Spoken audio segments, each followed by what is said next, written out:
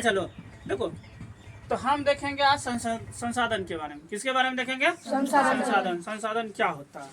संसाधन क्या होता है? मानव आवश्यकताओं को पूरा करने वाला जितना भी जीव जंतु है वो सब क्या है? संसाधन। वो सब क्या है मेरा? संसाधन है। इसका देखो डिफिनेशन क्या है कि प्रत्येक वस्तु जिसका उपयोग आवश्यकताओं की को पूरा करने के लिए किया जाता है वह संसाधन है। जितना भी वस्तु है जिसका हम आवश्यकताओं को पूरा करने के लिए करते हैं यूज, यानी मान लो जैसे हम लोग हैं, ठीक, हमें किसी न किसी वस्तु का जरूरत है। जैसे के लिए मान लो ये मेरा मार्कर है, मार्कर भी एक प्रकार का संसाधन है। मार्कर भी एक प्रकार का क्या है? संसाधन, क्योंकि यह हमें मेरा आवश्यकताओं को क्या कर रहा है? पूरा कर रहा है। दुनिया में जितना भी जीव जंतु है जिसका हम यूज करते हैं, उपयोग करते हैं, वो सब क्या है? संसाधन। समझा ना? देखो इसमें और क्या है कि जैसे कि लिया गया है किताब है, किताब हो गया, बर्तन हो गया। जैसे किताब नहीं हो गया, किताब हम पढ़ने के लिए यूज के लिए करते हैं, नहीं करते हैं? बर्तन खाना वाना बनाने के लिए यूज करते हैं ना। अब देखेंगे कि हमें संसाधन के कितने प्रकार होते हैं। ऐसे बेसिकली इसमें इस 8 के क्लास के अनुसार से दिया गया है 3 गो होता है। एक प्राकृतिक संसाधन होता है, एक मानव निर्मित संसाधन होता है, एक मानव संसाधन क्या होता है? 3 गो। कौन कौन होता है? प्राकृतिक संसाधन, मानव निर्मित संसाधन और मानव संसाधन। देखो प्राकृतिक संसाधन क्या होता है? जिसे हम प्रकृति से प्राप्त करते हैं। जिसे हम क्या करते हैं? प्रकृति से। जैसे के लिए मान लो कि इसमें क्या है? वायु। वायु क्या है? वायु का जो हम लोगों का आवश्यकता है। जैसे के लिए हम लोग सांस लेते हैं तो क्या लेते हैं? हवा लेते हैं ना।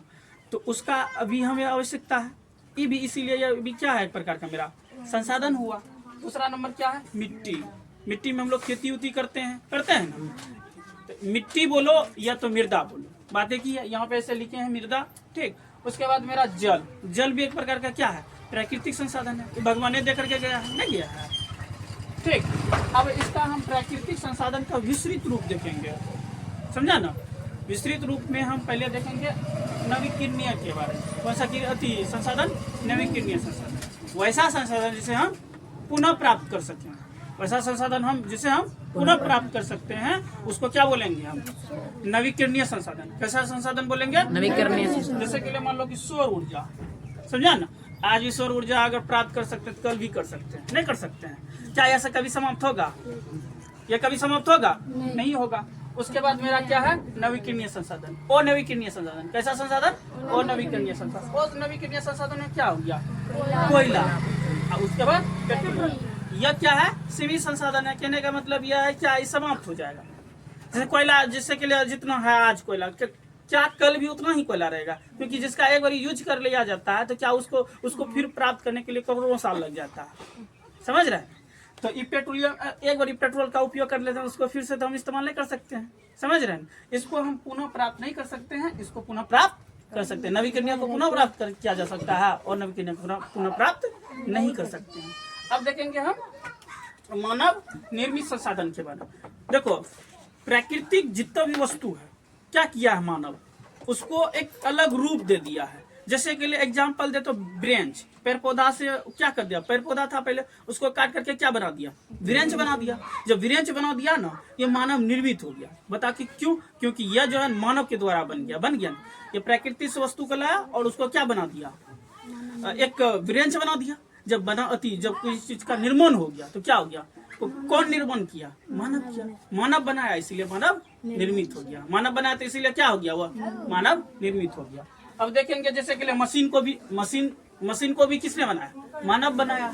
भवन यानी किसी का घर, यानी घर कौन बनाता है? मानव ही बनाता है। उसके बाद हम देखेंगे मानव संसाधन। मानव भी एक प्रकार का क्या है? संसाधन। जैसे के लिए हम तुम लोगों को पढ़ा रहे हैं, तो हम भी कौन चीज है?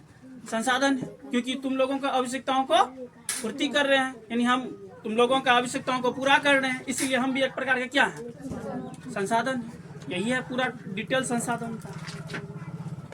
संसाधन में क्या था? मेरा कोयला था और पेट्रोलियम था, ठीक। तो इधर हमको अब इधर देखना है तुम लोगों को। देखो संसाधन संरक्षण, संसाधन संरक्षण का मतलब यह होता है कि संसाधन को बचा करके रखना चाहिए, समझ कि आने वाला कल में अगर यदि मान लो कि थोड़ा बेटा बेटी होगा, समझ रहे हैं, तो उसका भी बचा करके रखना पड़ेगा। ऐसा बात नहीं कि तुम भी सब संसाधन का उपयोग कर लो, बाद में आने वाला कल में उसको दिक्कत ना हो, इसीलिए संसाधन को बचा करके रखो। इसका डिप्रेशन देख लो क्या है। देखो संसाधन का सतर्क पूर्वक उपयोग करना और उन्हें नवीकरणीय के लिए समय देना। उसके बाद क्या है, संसाधन संरक्षण कहलाता है। संसाधन संरक्षण का डिप्रेशन है। उसके बाद क्या है, संसाधन का उपयोग करने की आवश्यकता और उसके बाद क्या है मेरा, भविष्य के लिए उनके संरक्षण में संतुलन बनाए रखना सतत पोषणीय विकास कहलाता है। कहने का मतलब यह है कि इसका क्या करते हैं कि मतलब इसका संतुलन बनाने के लिए मतलब प्राकृतिक संसाधन को उतना दोहन नहीं करने के लिए बोलता है, समझ रहे हैं ना। इसका अच्छा से यूज करो ताकि संतुलन बना रहेगा। बंद करो।